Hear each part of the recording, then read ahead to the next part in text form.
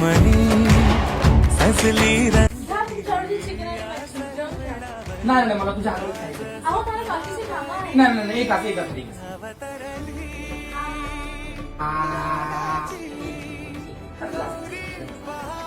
चल उठ. कशी स्वप्न बघतोयस स्वप्न? मग त्या कोकण वधूवर ऍप वरती जरा लग्नासाठी मुलगी शोध. किती दिवस माझ्या हातचं जेवणार आहे? चिकन मच्छी मटन. चल उठ उठ चल पहिला उठ.